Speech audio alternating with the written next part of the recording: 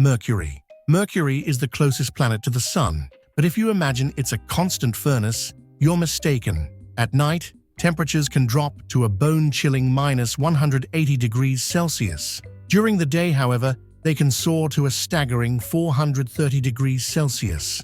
This violent imbalance occurs because Mercury lacks a proper atmosphere to regulate its climate. Instead, it possesses only a thin exosphere, which is incapable of trapping heat. Beyond the temperature swings, you wouldn't have to worry about traditional weather on Mercury. The true threats are solar radiation and the total absence of breathable air. In fact, Mercury is blasted with nearly 7 times the solar irradiance that we experience on Earth. As the smallest planet in our solar system, Mercury's surface is a jagged landscape of craters, massive cliffs, and rugged terrain, making it an incredibly difficult place to touch down. The lack of air resistance is another major hurdle.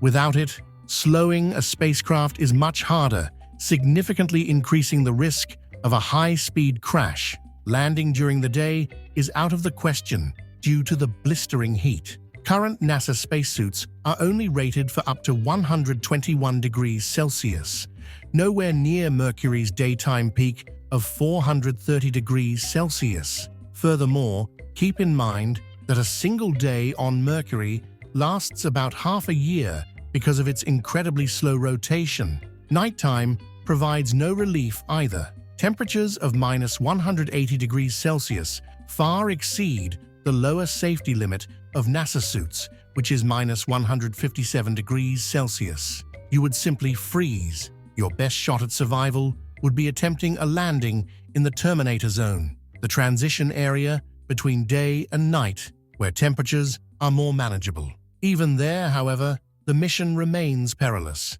as conditions can shift with deadly speed. Venus. Venus is the planet closest to Earth, about 40 million kilometers away, which makes the journey relatively short at roughly 4 months, assuming reality stays polite. Its size and gravity are conveniently similar to Earth's, so for a brief moment you might feel optimistic. The first real issue appears on approach: the pleasant-looking yellow clouds, which are made of sulfuric acid and have a strict no-lungs policy, destroying them within seconds. Assume you're wearing a suit, engineered by someone with deep trust issues. As you descend, visibility drops fast as the atmosphere becomes extremely thick and mostly carbon dioxide, making eyesight a luxury feature. Then there's the temperature, a modest 450 degrees Celsius. Only about 10% of sunlight reaches the surface, blocked by the dense atmosphere, so it's dark, while everything quietly cooks. Moving becomes difficult, not because of gravity, but because the air is so dense it feels like walking through boiling regret. With a properly pressurized suit, you might survive a few seconds before the pressure, about 92 bars compared to Earth's 1, crushes it like an inconvenience. If that somehow doesn't end things, the sulfuric acid you start breathing once the suit ruptures will make sure the lesson is remembered. Mars. Mars sits second closest to Earth and is often labeled the most habitable planet available, which is less a compliment and more a lack of better options. During the day, temperatures can climb to a surprisingly mild 20 degrees Celsius, just mild enough to feel almost normal. Once the sun dips, or you're anywhere slightly inconvenient, the temperature collapses to around -130 degrees Celsius. Then there's Mars's atmosphere, and calling it an atmosphere is already generous. It's mostly carbon dioxide with a decorative amount of oxygen, so breathing is more of a philosophical exercise. Because it's so thin, the pressure is officially absent, and radiation isn't just walking around, it's redecorating your DNA. Radiation levels hit around 24 to 30 rads, 40 to 50 times higher than on Earth, so your cells stop aging gracefully and start improvising. On top of that, Mars enjoys global dust storms with 100 kilometers per hour winds, essentially the planet's way of aggressively sandblasting your pride. Because of this, any attempt at habitation would end with the dust storms grinding you down. Jupiter. Jupiter is the biggest planet of the 8 and also one of the hardest to land on, mainly because of its extreme radiation levels. Even from about 300,000 kilometers away, the radiation would start penetrating your suit and you'd be finished. Since that's a boring ending, let's assume you have a hypothetical suit that can somehow block the radiation. Jupiter's gravity is 2.4 times stronger than Earth's, meaning you'd be falling incredibly fast with commitment. As you enter the first layers of the atmosphere, you'd encounter white clouds made of frozen ammonia crystals sitting at a refreshing -150 degrees Celsius. The winds here are not subtle, reaching speeds of up to 482 kilometers per hour. If you manage to descend about 150 kilometers through these upper layers, you'd reach the deepest point ever explored. This is as far as NASA's Galileo probe made it back in 1995, before giving up. Beyond this point, everything gets darker and both temperature and pressure rise rapidly. For context, the pressure near Jupiter's center is estimated to be about 100 million times Earth's atmospheric pressure, which is considered excessive. After hours of falling, you might reach Jupiter's inner layers, where you'd encounter a supercritical fluid, a state that's not quite liquid and not gas either, meaning you'd be swimming in a deadly soup that physics refuses to label. If you continued further toward the center, you'd encounter metallic hydrogen, an extremely dense liquid that would trap you immediately. And if you somehow got past that, you'd reach Jupiter's core, assuming it's solid at all. The temperatures here reach about 24,000 degrees Celsius, roughly 4.5 times hotter than the Sun's surface. Oops, almost forgot our planet.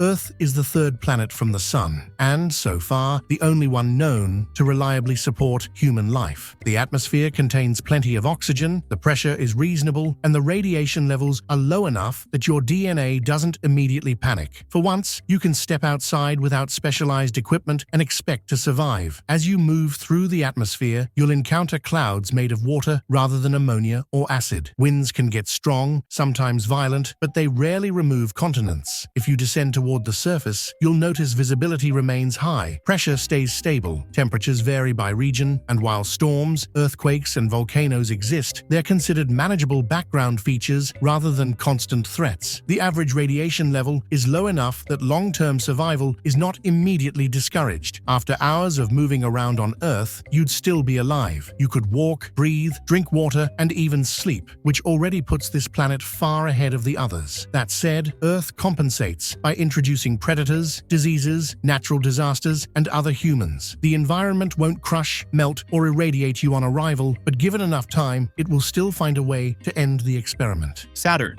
Saturn is the second largest planet in the solar system, with an atmosphere made mostly of hydrogen and helium. The first challenge would be not crashing into one of its 146 orbiting moons. Once you somehow manage that, you'd have to deal with its iconic rings, which are made of debris from old moons, ice fragments, comets, and assorted space junk. Let's assume you're either an exceptionally skilled pilot or your spacecraft simply refuses to brake, so you don't end the journey by colliding with floating rubble. As you approach Saturn's equator, you'd witness an impressive display of red and purple auroras caused by highly energetic hydrogen in the atmosphere. It looks beautiful, briefly. The problem is the wind. Hurricane-force winds reaching around 1,800 kilometers per hour, making it nearly impossible to stay stable or oriented. Approaching from the North Pole isn't an improvement. There, you'd encounter a massive storm so large it could comfortably fit 2 Earths inside it, just to make the scale clear. This region also contains ammonia clouds, similar to Jupiter's, along with temperatures that can drop to a bone-chilling -250 degrees Celsius. As you fall deeper through Saturn's cloud layers, temperatures would begin to rise again, eventually reaching around 0 degrees Celsius. At this point, the cold stops being the main concern, because pressure takes over. It increases to levels comparable to the deepest parts of Earth's oceans. If you continue falling, the surrounding gases would gradually transition into a liquid state, and if you somehow survived long enough to reach Saturn's center, you'd encounter its molten, rocky core, estimated to be about 10 times the size of Earth. Temperatures here reach roughly 11,700 degrees Celsius, more than twice as hot as the Sun's surface, combined with pressure around 1,000 times greater than Earth's, which definitively ends the descent. Uranus.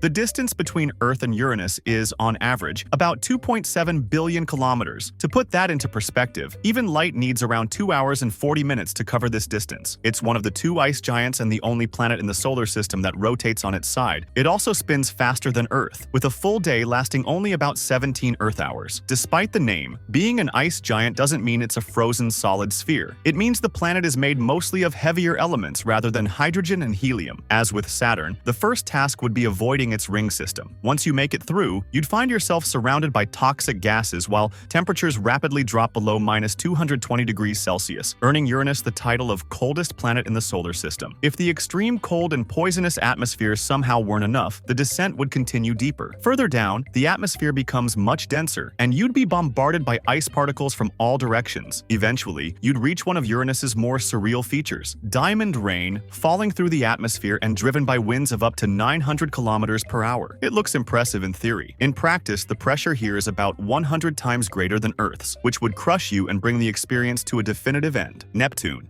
Neptune is the second ice giant after Uranus, and its overall composition is very similar. It is also the farthest planet from the Sun, orbiting at roughly 30 times Earth's distance, which makes it an extremely dark world. Like Uranus, Neptune is intensely cold in its outer layers, while its inner regions are the exact opposite. Deep inside, pressure and heat build up to extreme levels due to the planet's core. In fact, Neptune's core temperature is estimated to be around 7,000 degrees Celsius, hotter than the surface of the Sun. Neptune also features the well-known phenomenon of diamond rain, caused by immense pressure breaking methane apart and forming solid diamonds. Its winds are among the strongest in the solar system, reaching supersonic speeds. In many ways, Neptune can be considered a close twin of Uranus, so there isn't much more to add here. If you enjoyed this video, subscribe for more like it, or join my Discord to suggest another topic.